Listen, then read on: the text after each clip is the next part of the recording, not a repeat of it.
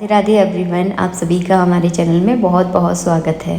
9 नवंबर यानी शनिवार के दिन है गोपाष्टमी। गोपाष्टमी की पूजा कैसे की जाती है, बहुत ही सरल तरीका इस वीडियो में मैं आप सबके साथ शेयर कर रही हूँ और मैं किस तरह से करती हूँ ये भी इस वीडियो में मैं आप सबके साथ शेयर करूँगी। वैसे तो ये पूजा जो है ना गांव में बहुत बड़े तौर से होती है, लेकिन अब शहरों में हम लोग बस गए हैं तो शहरों में कैसे की जाती है। तो आपको क्या करना है, जिस जगह आपका मंदिर है जहाँ पर आप रोज़ पूजा करते हैं उसी जगह पर इस तरह से एक पटा लगा लें। उसके ऊपर पीले कलर का आपको कपड़ा बिछाना है और दीपक जो है ना एक तैयार कर लेना है। दीपक को चावलों के आसन के ऊपर ही रखना है। आप गेहूं भी ले सकते हैं, आप चाहें तो चावल भी ले सकते हैं। तो सबसे पहले आपको दीपक प्रज्वलित करना है और मैंने जो है ना सुबह सुबह ही ठाकुर जी की पूजा तो मैंने सुबह सुबह कर ली है, क्योंकि कार्तिक का महीना चल रहा है ना, तो मैं ठाकुर जी की पूजा करती हूँ तुलसी के वृक्ष के नीचे। तो आज तो मैंने ठाकुर जी को स्नान जो है ना करवा दिया था। तो यहाँ पर जो है ना गेहूं के आसन के ऊपर जो है ना मेरी छोटी सी गौ माता है जो मैं दिवाली पर लेकर आई थी, तो इनको यहाँ पर मैं विराजमान कर दूँगी। वैसे रोज़ भी जो है ना मैं गौ माता की पूजा करती हूँ। मेरे पास एक चांदी की गौ माता है, उनको मैं इस पूजा में सम्मिलित करूँगी। तो मैंने घी डाल दिया है दीपक में ताकि दीपक बहुत देर तक जो है ना जलता रहे। जो है ना मैं एक प्लेट लूँगी, इसमें जो है ना मैं अपनी चांदी की जो मेरी गौ माता है जिनकी मैं रोज़ पूजा करती हूँ अपने घर के मंदिर में, उनको इस तरह से विराजमान कर लूँगी।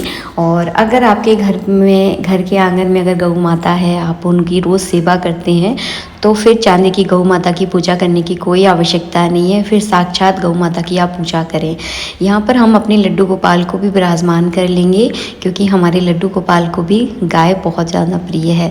वैसे आप लोगों ने वीडियो में देखा होगा मेरे घर के आंगन में जो है ना, घर के आंगन में तो नहीं कहूँगी, घर के दरवाजे पर गुनगुन आती है जो कि बहुत ही प्यारी गाय है। तो मैं उसका पूजन करूँगी, लेकिन पता नहीं अभी तो सुबह तो नहीं आई है, शाम तक आएगी, तो फिर जब तक ये वीडियो बहुत लेट हो जाएगा, इस वजह से केवल जो है ना चांदी की गाय की आप लोगों को पूजा करके दिखा रही हूँ।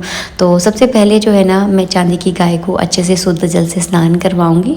अगर आपके पास पंचामृत है तो आज के दिन आप गौ माता को पंचामृत से भी स्नान करवा सकते हैं।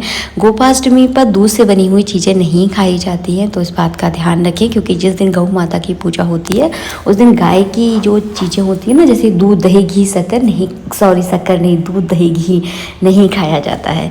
इसके बाद जो है ना मैंने स्नान करवा दिया। इसके बाद जो है ना मैं कलावा रूपी वस्त्र अर्पित करूँगी। तो 2 गाय मैंने इस वीडियो में आपको रखकर बताई हैं, तो दोनों गायों पे जो है ना कलावा रूपी वस्त्र अर्पित कर दूँगी।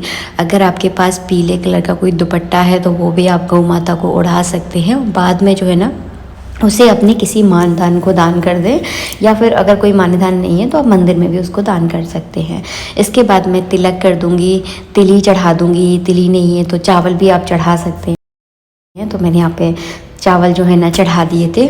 इसके बाद जो है ना गौ माता को भोग किसका लगता है, तो मैंने आपको शुरू में ही बताया था कि इस समय जो है ना बाजरा कटता है। ये जो है ना बाजरा का सीज़न है, तो गौ माता को जो है ना बाजरे का रोट बनाकर उसका भोग लगाया जाता है, तो बाजरा खिलाया जाता है। लेकिन इस समय मेरे पास तो बाजरा उपलब्ध नहीं है, तो मैंने एक कटोरी में गेहूँ ले लिए है, उसमें थोड़ी सी मैंने दक्षिणा रख दी है। और इसे जो है ना मैं जब हमारी गौ माता आएगी तो इसी अनाज को मैं उसे खिला दूँगी, और पैसे जो है ना मैं किसी मंदिर वगैरह में दान कर देती हूँ। तो इस तरह से जो है ना अनाज जो है ना गौ माता के लिए निकाला जाता है, क्योंकि गौ माता को मिठाई तो नहीं खिलाते कभी भी, थोड़ी बहुत मिठाई कभी कभी खिला सकते हैं, लेकिन ज़्यादातर जो है ना अनाज खिलाया जाता है। गुड़ आप खिला सकते हैं, गौ माता के लिए गुड़ बहुत ज़्यादा लाभदायक होता है, तो गुड़ आप खिला दीजिए, बहुत बढ़िया है। आज के दिन जो है ना गौ माता के नाम का आप दान पुण्य ज़रूर करें। आप चाहें तो अगर आपके घर के आसपास कोई गौ माता है तो उसको हरी घास खिला सकते हैं, अनाज खिला सकते हैं, या फिर गुड़ उनको खिला सकते हैं, नमक उनको खिला सकते हैं, ताकि आपके रुके हुए कामों में ये सारी चीज़ें बहुत ज़्यादा फ़ायदेमंद होती है। सूर्य अगर कमज़ोर है तो गौ माता को गुड़ ज़रूर खिलाएं, बहुत फ़ायदेमंद होता है।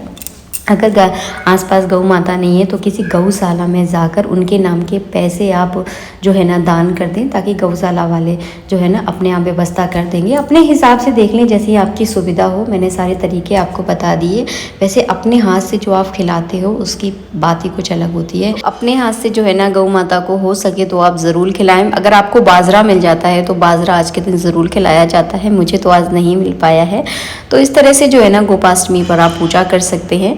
यही एक सरल सा तरीका मैंने इस वीडियो में आप लोगों के साथ शेयर किया है। बिल्कुल सिंपल तरीका है। इस तरह से गोपाष्टमी पर आप पूजा करें।